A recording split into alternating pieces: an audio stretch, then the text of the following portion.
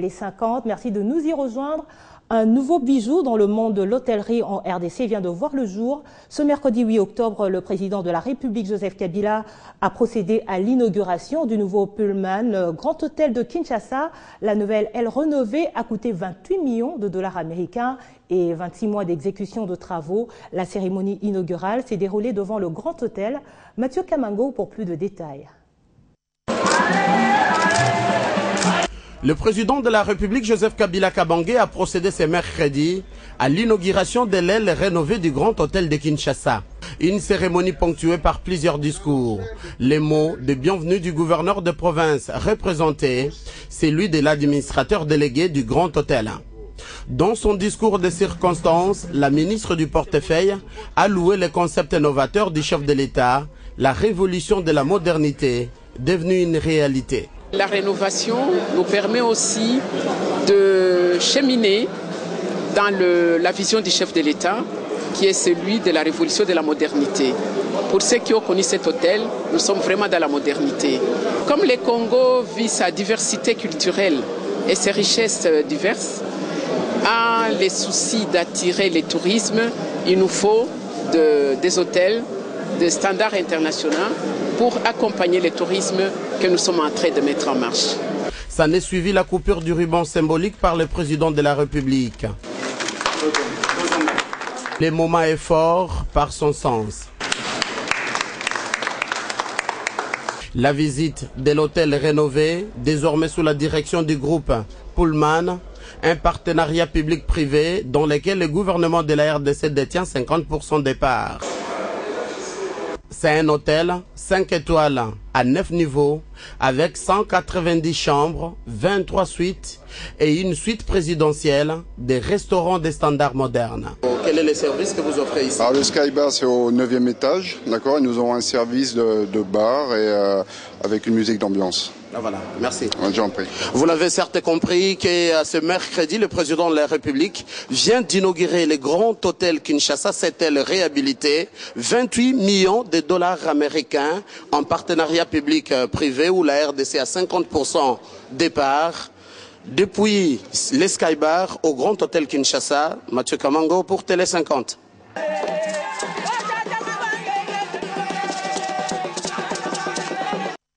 Merci Mathieu Kamango. On reste sur ce dossier et cette fois c'est pour savoir les spécificités de cette nouvelle aile rénovée dans ce portrait que nous propose encore Mathieu Kamango. C'est un nouveau bâtiment de 9 niveaux du standard 5 étoiles qui donne une vue sur la ville de Kinshasa et le fleuve Congo. Des travaux de rénovation qui ont débuté depuis le mois de juin 2012. 26 mois d'exécution des travaux et voilà enfin les Pullman Grand Hôtel de Kinshasa. 190 chambres modernes, 23 suites et une grande suite présidentielle, des endroits gastronomiques, plus un Sky Bar. Selon Romain Fulbert, directeur général du Grand Hôtel, il a fallu 25 000 tonnes de matériaux, 150 000 mètres de câbles et plusieurs matériels d'embellissement pour que cet immeuble redevienne flambant neuf.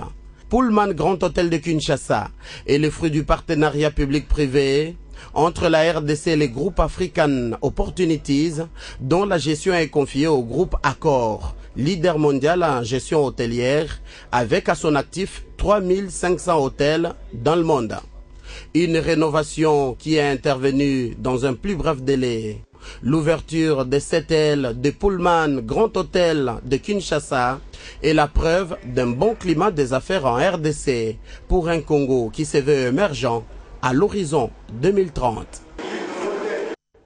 Tout à fait. Autre chose, clôture mercredi à Kinshasa des travaux d'échange et discussions sur le partenariat mondial, le New Deal et la gestion de l'aide en République démocratique du Congo. Durant ces 2 jours de travaux, il a été question de faire l'état des lieux de la mise en œuvre du partenariat et aussi d'identifier les actions à inscrire dans la feuille de route pour l'agenda 2015.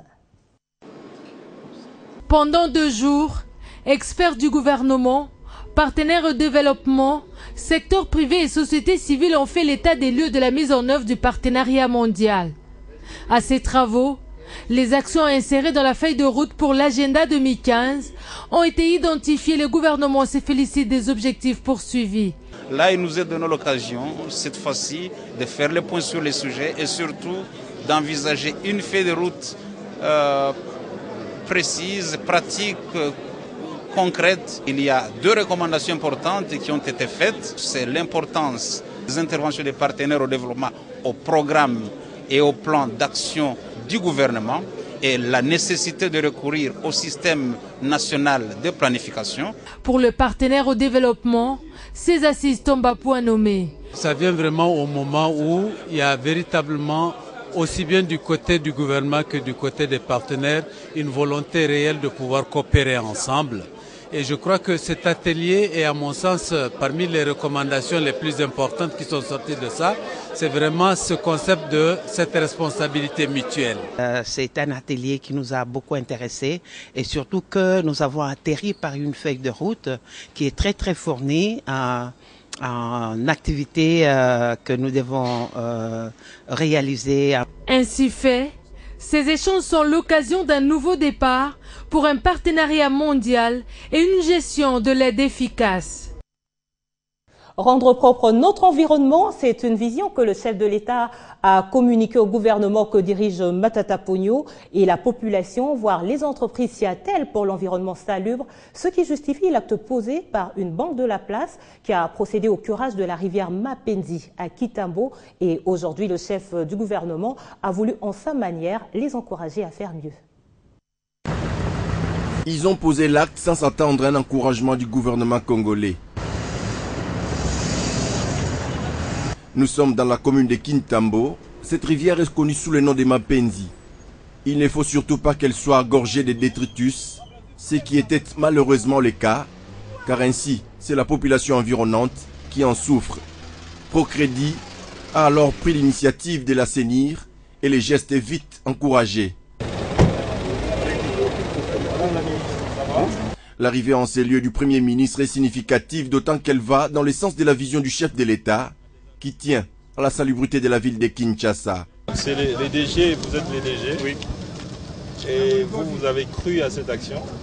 Parce que j'ai vu que vous étiez dans la rivière. Oui.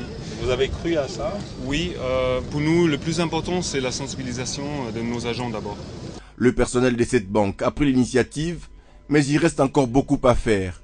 Son propos que dans l'avenir, on peut mener les actions ensemble, on peut créer des contacts aux côtés du gouvernement. C'est une façon aussi de stimuler la population à bien entretenir son environnement.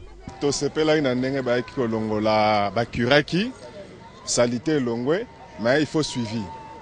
Dans ces quartiers ici, on n'a pas de poubelles publiques. Sur la périphérie, il y a rivière, afin que tous les parcelles qui se trouvent dans ces quartiers ici, la banque envisage ainsi d'offrir un crédit vert à tous ceux qui voudraient s'employer à rendre sain l'environnement, une idée que les chefs du gouvernement encouragent du reste. Et c'est ça qu'il faut, bien sûr, et je crois que nous pouvons arriver. Processus électoral au Katanga, une délégation de la Commission électorale nationale indépendante conduite par le vice-président a lancé récemment le cadre de concertation CENI, partie prenante dans la ville de Kamina, conduite par le vice-président de la CENI. Ce cadre de concertation se tient après les étapes de Lubumbashi et de Kolwezi. Arrivé à Kamina, à la tête d'une délégation, le numéro 2 de la CENI a tenu d'abord au secrétariat provincial du Haut-Lomami des réunions techniques avec les agents locaux de la CENI et ceux de cinquantaine de cette partie du Nord Katanga. Le vice-président de la CENI a lancé le cadre de concertation, instance de dialogue et d'échange citoyen entre la CENI et parties prenantes au processus électoral en RDC. Au cours de cette séance, les opérations de cartographie opérationnelle et fiabilisation du fichier électoral en cours ont été expliquées et présentées aux participants comme étant l'une des initiatives visant la crédibilisation et la rationalisation de l'organisation des élections. En outre, le vice-président de la CENI a dressé le bilan des activités réalisées et en cours du nouveau management de la CENI depuis l'installation des membres de la CENI, en donnant en même temps le plan d'action et les grandes dates du calendrier des élections urbaines, municipales et locales. André Mpungwe Songo a martelé en exhortant toutes les parties prenantes de Kamina à s'embarquer dans le train des élections qui est déjà en marche. Aussitôt après les échanges citoyens de Kamina, la délégation de la CENI s'est dirigée à Kalemi, dans le district de Tanganyika, pour une mission analogue. Dans l'actualité également, dans la province du Katanga, s'est tenue la première plénière à l'Assemblée provinciale. Au cours de cette séance, un député a profité de l'occasion pour réclamer la convocation du ministre provincial de l'Intérieur afin de faire la lumière sur la traque des combattants Maï Maï de Gédéon Kyungu Mutanga. Josué Mouyumba nous en dit plus. Un seul point était à l'ordre du jour, à savoir examen et adoption du calendrier des matières à traiter pendant les 3 mois de session. Parmi les matières prévues dans cette session, on a noté le vote du budget exercice 2015, l'édit sur la création de nouvelles communes, l'édit sur le statut du personnel administratif de l'Assemblée provinciale, sans oublier le débat sur la révision constitutionnelle qui fait encore couler beaucoup d'encre et de salive dans la province cuprifère. Au cours de la plénière, l'honorable Jackson Mwezemi est intervenu avec une motion d'information sur la tempête qui a frappé récemment le territoire de Boukama, laissant sur son passage plusieurs dégâts matériels. L'autre motion d'information est celle de l'honorable Moufoundji qui a demandé la convocation du ministre provincial de l'Intérieur pour éclairer la représentation provinciale au sujet des opérations que les FARDC mènent actuellement contre Gédéon Kyungu Mutanga et sa bande armée dans le Nord Katanga. Lubumbashi, Josué Mouyumba, Télé 5 ans. On reste dans la province du Katanga où a vécu la 2e édition du concours des meilleurs plans d'affaires des jeunes organisé dans le cadre du programme d'action pour l'emploi des jeunes. 2 ans ont suffi à ces jeunes pour maîtriser comment élaborer un plan d'affaires.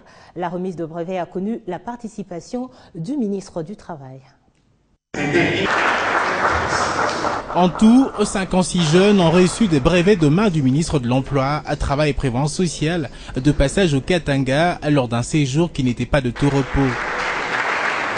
Tous sont lauréats de la 2e édition du concours de meilleurs plans d'affaires, concours organisé dans le cadre du programme d'action pour l'emploi des jeunes dans la province du Katanga. Ce à l'issue de 2 ans de formation avec l'appui du Bureau international du travail et le Royaume de Belgique. Le ministre Bahati, qui a en sa charge le secteur de l'emploi, est d'ailleurs le pionnier de ce projet au niveau national. Ce dernier, qui s'est dit heureux, précise que le plus heureux, c'est le président de la République qui ne cesse d'interpeller les autorités sur les emplois de jeunes. Ceci va sûrement faire plaisir au chef de l'État qui met l'emploi des jeunes au cœur de ses préoccupations. Sur la liste des heureux figurent aussi les lauréats qui n'ont pas caché leur joie. En tant que lauréate, j'ai une grande responsabilité par rapport à la communauté et aux autres personnes qui n'ont pas participé au programme. Et je ferai un effort pour créer de l'emploi et évoluer avec mon programme. Je suis vraiment ravi d'avoir remporté ce concours. Ce que j'aurai à faire, c'est créer mon propre emploi et aussi créer de l'emploi pour mes frères qui n'ont pas eu la chance de venir aussi suivre ce genre de formation. Ils devraient encore se réjouir puisqu'ils vont bénéficier d'un financement qui va leur permettre de créer leur propre moyenne et petite entreprise avec une création d'au moins 200 emplois grâce à ce projet. Rendons-nous cette fois dans la province du Bandundu où s'est rendu le député national Théophile Mbemba pour l'inauguration d'une baleinière et 2 hors-bord. Une action qui s'inscrit dans le cadre de la relance de la production paysanne. La cérémonie a eu lieu devant les autorités locales. Guy Chungu nous en parle. Dans cette foule, on peut reconnaître un visage, celui de Théophile Mbemba, député national élu de la province du Bandundu. Sa descente ici à Mislé dans le district de Kwangu est porteuse d'une bonne nouvelle, l'inauguration d'une baleinière et 2 hors-bord qui faciliteront le commerce, comme le déclarent ces paysans. Bandeko na biso baza likolo kuna na kati bakozala na facilité ya kokotisa ba marchandise na bango na baba linéaire na bakoke komi misele bazui transport facile ekozala kitoko mingi to sepeli mingi. Pour Théophile Mbemba, ces gestes s'inscrivent dans le cadre du soutien de la production paysanne. Ils ont fait son cheval de bataille. Le gouvernement Nabiso a lancé un projet de développement agro-industriel, mais Kassi, il faut peut-être soutenir la production paysanne. pour soutenir la production paysanne. Et il faut soutenir bango na koteka biloko na bango. Otosana ba mai, à partir de mai wana bato ba koteka biloko na bango ebele. Et pour s'assurer de l'État, le couple Théophile Mbemba, accompagné des autorités locales, ont eu droit à une randonnée sur la rivière.